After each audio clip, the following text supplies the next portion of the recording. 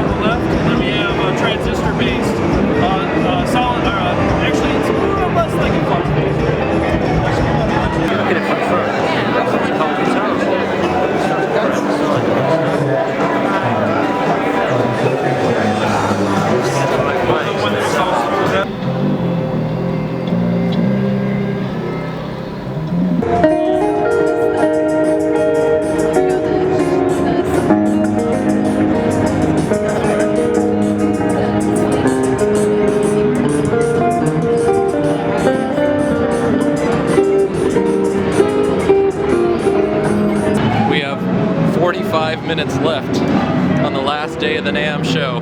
The final pushes are in place, and everybody is desperately waiting for the end. Some people have already started packing up. They're so anxious to get out of here, and quite frankly, I don't blame them. What are the points? Why not give it away? I believe in that. I think it's a good thing to do. Especially models, we have a used to make a guitar costs money, and that value trebles before you bring it to market, sometimes more, because just to inform you, when you build the guitar in the factory, you buy it from the factory, that's one cost. The distributor buys it, another cost. They sell it to a retailer, that's cost. You import it, that's a cost. Last minute, what's gonna happen? Building explosion. It's a medium immersive. Oh!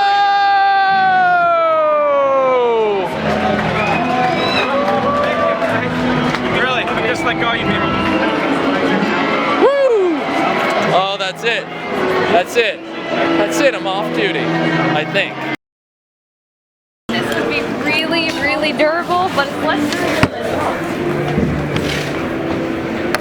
Yeah. Yeah, that's why we laid it all out so they all matched, and then we numbered 16, them. 17, 17? 17, 18. 18. This will be 19. 19? 21, 22. 21? Alright, so this stuff will move back into the get it out of it. See that idiot right there? That idiot is me. Oh man. Day 4 of NAMM is over and I could not be more happy than to finally be back in my, well, I'm staying at my grandmother's right now. That's my temporary digs while the house is getting fixed up. Over the weekend I spent my time not at NAMM, at my house in its mid-remodel, post-flood, sleeping on the floor of my wife's closet in a sleeping bag. It's nice to finally be sitting on a couch again. And the last day couldn't have gone any better. This was probably the best day of the entire weekend for me. Seeing the videos starting to come out, this one from Anderton's TV with Daniel Steinhardt from the Gig Rig, which is a big thrill for me.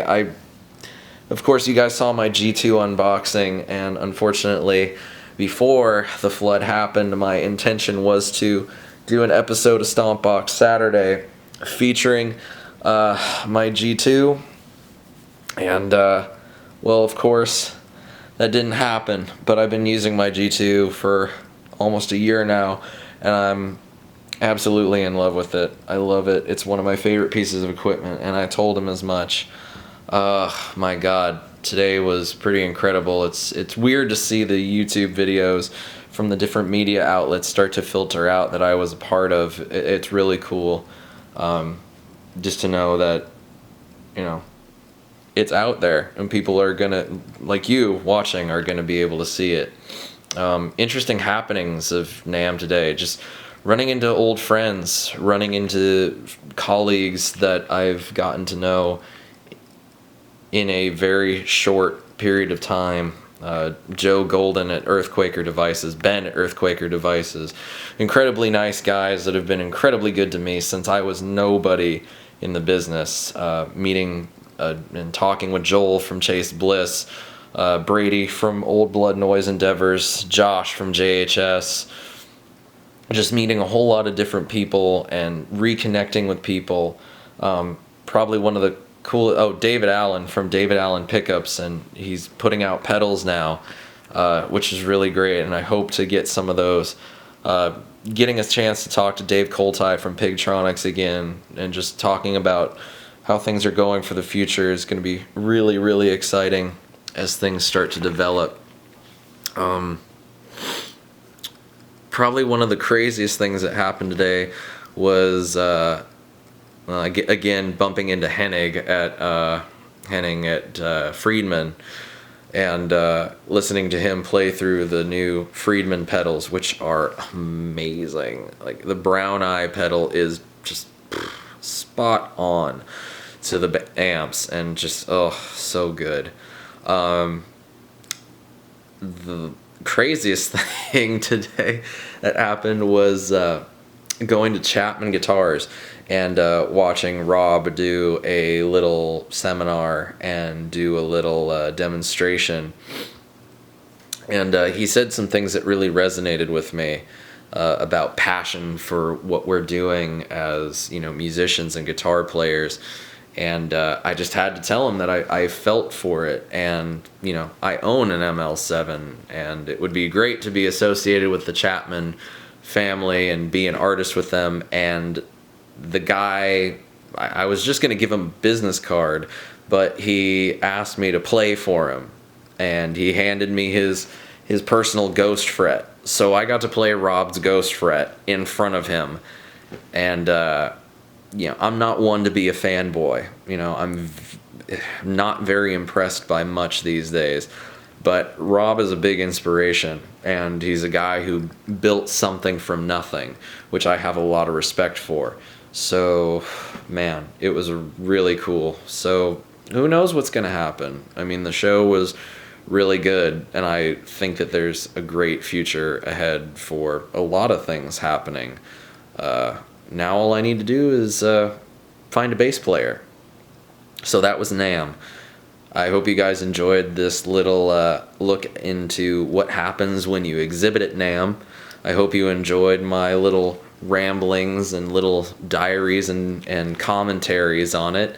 And hopefully you'll click subscribe, and hopefully you'll stick around for more as my channel grows, as I grow, as my band grows, and as things grow.